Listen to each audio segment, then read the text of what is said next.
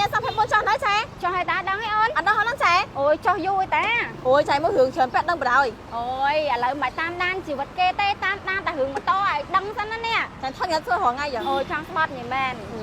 ឥឡូវប្រាប់បានអត់ថ្លៃសមមែននេះអាសង់024សម្រាប់បងប្អូនចង់បានព្រោះខ្មៅថ្មីកោះកេះចាមើលរៀងម៉ូតូមកជុំសិនចាសម្រាប់បងប្អូនដែលចង់បានជាមួយនៅប្រភេទម៉ូតូអាសង់024តម្លៃពិសេសចេញពីហាងលក់ម៉ូតូរត់ចាន់ហេងបងប្អូនគ្រាន់តែកាន់អត្តសញ្ញាណប័ណ្ណមកដល់ហាងមកទិញម៉ូតូយឺតជីបានហ្មងអួយបុកគេចង់ទិញលុយសុទ្ធក៏បានបង់រំលោះសុទ្ធ 100% ក៏បានឬក៏បងដែលគាត់មានប្រភេទម៉ូតូនិចចាឬក៏ Scoopy Beat អីចាំចង់យកមកវាយដូរជាមួយនឹងសាំង024អាចយកមកវាយដូរបានតែតម្លៃបានទេឥឡូវនេះនិយាយច្រើនម៉េចឲ្យបេះដូងជាមួយមកពីលេងមកចា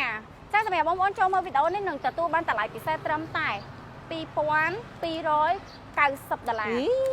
2290ជួយមកដល់ហាងប្រាប់ថាមើលតាម TikTok ជាមានណាចូលសាហាវមែនចេះចែកចង់ឲ្យតម្លៃពិសេសចេញពីហាងលក់ម៉ូតូរ៉ាតាសេមុខឯងតុកណាសេមុខតុកមកណាអូខេបងរំលោះបានទេចាបងរំលោះមួយខែត្រឹមតែ$80ប្រាក់ខែមិនយកបានប្រាក់ខែចាប់ពី250ឡើងទៅគឺអាចបង់លុយសុទ្ធ 100% បានចាំបានថាម៉េចចេះចង់បានតម្លាក់លេខទូរស័ព្ទខាងក្រោម comment សុំទីតាំងហាងមួយមកនេះសម្រាប់ទីតាំងហាងលក់ម៉ូតូរ៉ាតាហេនៅភ្នំពេញនៅនឹងស្តុបស្លាហិប្រយុកន្ធរលេខផ្ទះ152លេខផ្លូវ274ផ្លាកយហោរត់ចាត់ហេចាំបងប្អូនបងរំលោះកាន់ឯកសារថែម